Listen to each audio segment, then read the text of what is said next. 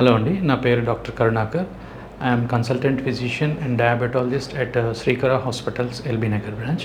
Sugar పేషెంట్లో చూసుకుంటే ఏంటంటే వచ్చే మెయిన్ కాంప్లికేషన్స్ని మనం రెండు రకాలుగా విభజించవచ్చు. Microvascular complications, microvascular complications.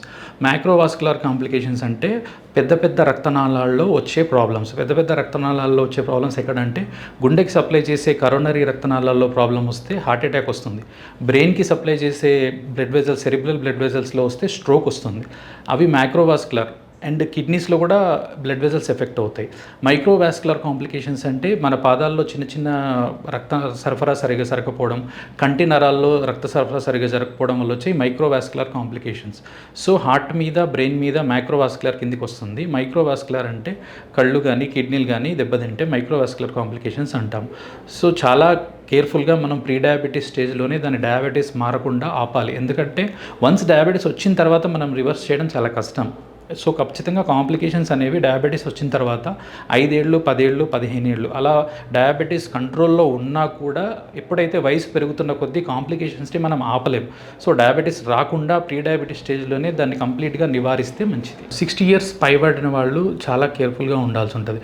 ఎందుకంటే 60 ఇయర్స్ దాటిన తర్వాత మన బాడీలో ఉండే మెటబాలిజం పూర్తిగా మారిపోతుంది. బీపీ లెవెల్స్ కూడా ఫ్లక్చువేషన్ ఎక్కువ ఉంటుంది. అండ్ ఆర్థోస్టాటిక్ హైపోటెన్షన్ అని ఉంటుంది. సో ఒక ఏజ్ పెరిగిన తర్వాత ఏమైందంటే సడన్గా మనం కూర్చొని లేచినా, పడుకొని లేచినా కళ్ళు తిరగడము, పడిపోవడం అలా అవుతుంది. సో ఎప్పుడైనా సరే 60 పైన పడిన వాళ్ళు ఒక పొజిషన్ నుంచి లేచేటప్పుడు, పడుకొని లేచేటప్పుడు కానీ, కూర్చొని లేచేటప్పుడు కానీ చాలా నెమ్మదిగా లేవాలి. సడన్గా లేవద్దు. పడుకొని లేచి 1 నిమిషం కూర్చొని తర్వాత 1 నిమిషం తర్వాత మెల్లగా ఏదైనా వస్తువు సపోర్ట్ తీసుకొని నడవాలి.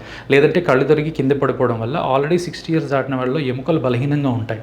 సో ఫ్రాక్చర్స్ అయ్యే అవకాశం ఎక్కువ ఉంటుంది. అండ్ ఎక్కడైనా సరే తడి ప్రదేశాల్లో వెళ్ళినప్పుడు ఖచ్చితంగా సపోర్ట్ ఉండాలి.